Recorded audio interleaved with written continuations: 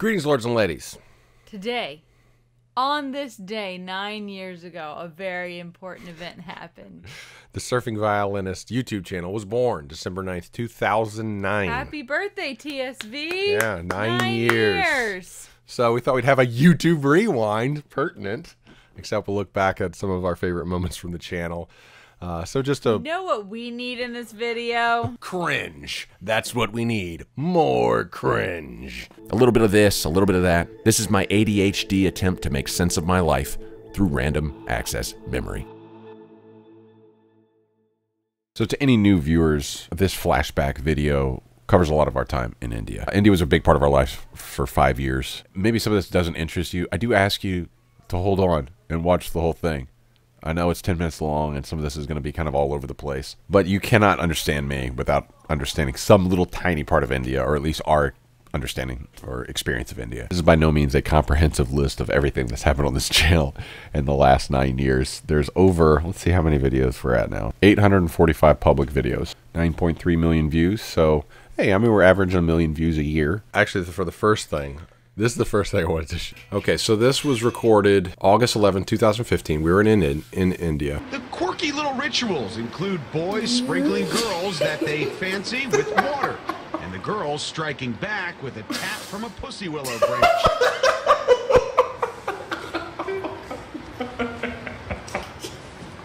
Every Kevin laugh is just contagious. We actually found some good memes on this occasion. They're still rolling. I just love it. I just love it.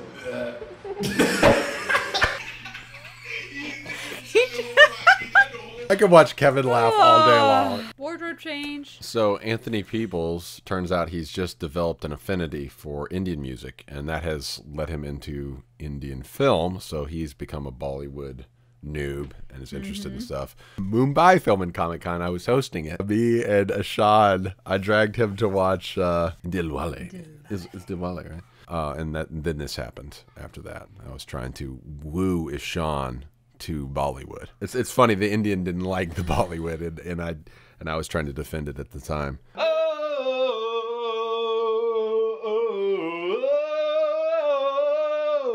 You're not doing Bollywood any favors with that one, man. Now we're just too, I don't know, it's just too soon to watch Bollywood again. Well, some of the videos we were watching last night, it was like actually too soon to see some of them. It makes me sad. So to our Indian viewers, what's an Indian film that our buddy Anthony, who I play violin with, might enjoy, that you think that'll broaden his experience?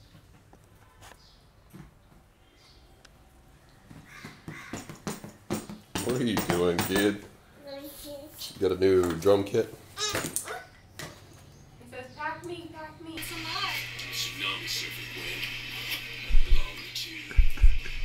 That's actually directly lifted from Independence Day. I'm a combat pilot, Will. Nice. I belong in the air. Lauren gave me the DVD of the daily vlog, so that's a little, scary. What would Ford talk about right now? You know what I think?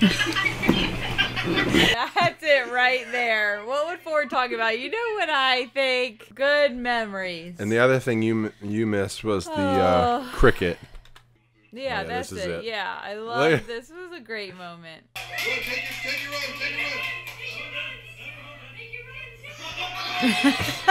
So far we think he looks like the baby from Ice Age and one of the Thomas the Train characters. Gordon.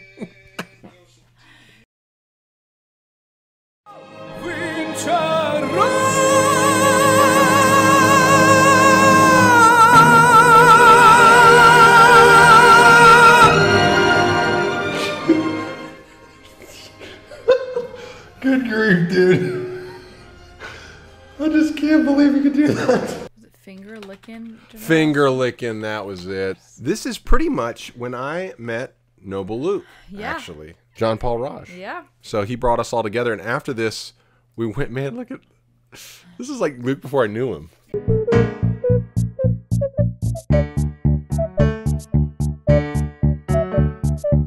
Wow, I got 4,000 views. That's wild.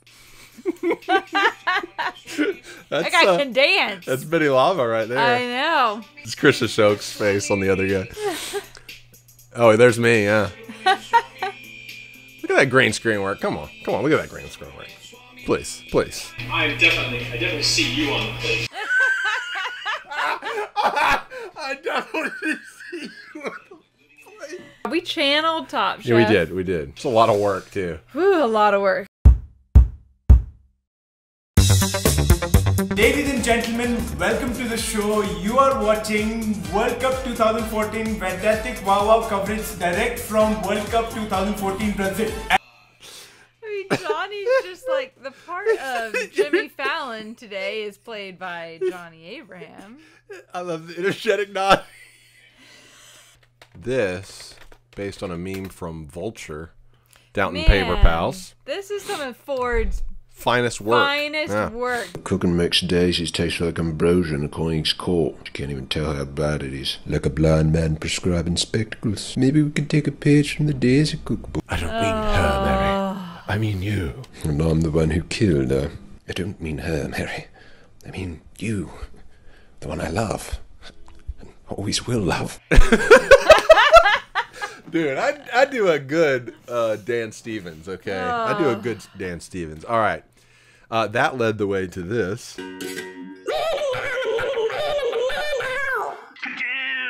Genius. No, it's really not. You always eat so much food. When someone else is buying, totally. Nice. I thought you were my informant. We got an informant of your own. You died. That's what you think. So where are we? Just lost track of double crosses at this point. Who's the villain? Who are we going to pin this on? Well, it turns out the guy we're pinning on is really dead, so I don't know. So one day I was having Kati rolls with Noble Luke. He said, you really need to use your voiceover for something. I was like, oh yeah, I used to do the movie trailer voiceover. He's like, why don't you do Bollywood Honest trailers? And Holly Bolly was born. Screen really evil was being born. Was being born. Can you imagine putting that as your copy?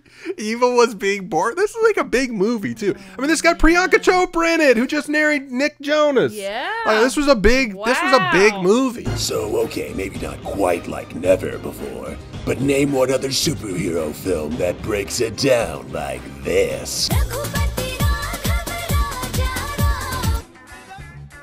That doesn't count. We pretend that didn't happen. The other fun thing was our chance to be in a Bollywood movie. You can see the whole thing online, actually. Teddy, this was a car race, not a running race. They cut my other line, man. They didn't even give me my 15 seconds. They took away my 15 seconds. They gave you like 6. So if YouTube is around 10 years, I'll probably still be here. I'll probably still be doing it on the side. So I don't think this will be a weekly series. I'm thinking it's going to be between 7 and 14 days, between episodes is kind of what I'll shoot for. I'm going to shoot for Sunday releases. I'm going to be kind of like the day if I miss one Sunday, I'm going to try to get another one up by the next Sunday. But I'm just going to keep editing no matter what. I'll just editing. I've deleted League of Legends off my computer so that I'm not tempted to play a video game when I come home. I just don't have time right now with a over 64-hour a week job. I'll edit when I can, and when I finish, then I'll upload the video. So, I was saying between like 7 and 14 days, for random access memory. Whatever we dang well please. Well, I want to shoot for it, keep it as a discipline. But really, the goal still, in case you're not aware, in 2018, it was building a better me. 2019 is building a better me. We are not trying to do the show the same way we were doing it before. I'm still writing my book. And here's a little sample of the kind of tone you can expect from that. I did this when we were trying to make a feature film, which is still hopeful. We're going to get to the feature film some way or another. But I really need the text to be done first. And so this was going to be the intro to it. So brace yourself. This is like serious topics here talking about. I mean, this is the channeling of everything that we've been trying to do on this channel all along. Be creative and constructive, but turning my writing towards something close to my heart, which is mental health. Signing off. Until next time. Prepare the past with the future and the present and some promise. Imbue the present with the pedigree of the past and the promise of the future. See you next time. Yeah, don't get too depressed. The family man takes a series of escalators, scaling the heights of this local temple to modern consumption. What goes through his mind as he approaches the top floor? Does he think about God? Does he think about his wife and kids? Does he consider the people around him? Or does he drift past them like a ghost, unaware of their existence, unmoored and unfeeling? And as he takes the plunge from the top floor, does he finally feel something? When his body makes contact with the marble floor in the food court, what kind of impression does it make on the retinas of those who witness it? He is no suicide bomber, but will his suicide leave an emotional aftermath that is at least analogous to the physical damage left by that of the bomber? And what of the shockwaves this decision makes for those closest to him? What kind of emotional rubble does this one act leave behind? This really happened at the Center Stage Mall in Noida, India, at some point during my time of residence there. Back in America some years later, I sat here on one of these boats, contemplating the logistics of what it would take to drown myself. Grab a cinder block and sink, and just wait. Breathe water in. Would it work? Did I have the guts to try it? At the time, I could not determine which was more cowardly, walking off of that boat or choosing to test the waters. I didn't go through with it. Maybe that's the good part of having a rich imagination with a billion different flights of fancy. For once, not following through paid off. But what brings people to that threshold? Years before he committed suicide, Anthony Bourdain articulated it very well when he described a particular period of hopelessness in his life prior to international success. I was utterly depressed. I lay in bed all day, immobilized by guilt, fear, shame, and regret. My ashtrays overflowing with butts, unpaid bills stacked everywhere, dirty clothes heaped in the corners. At night I lay awake with heart palpitations, terrors, bouts of self-loathing so powerful that only the thought of diving through my 6th-floor window onto Riverside Drive gave me any comfort and allowed me to lull myself into a resigned sleep. Every person who has dealt with addiction, depression, or other mental health issues knows that feeling only too well. When you hate yourself, when life feels like an out-of-body experience in a black and white movie populated by ghostly figures whose language you don't understand, the Grim Reaper appears as an almost familiar friend. How do we get to that point? And how do we keep ourselves from following him?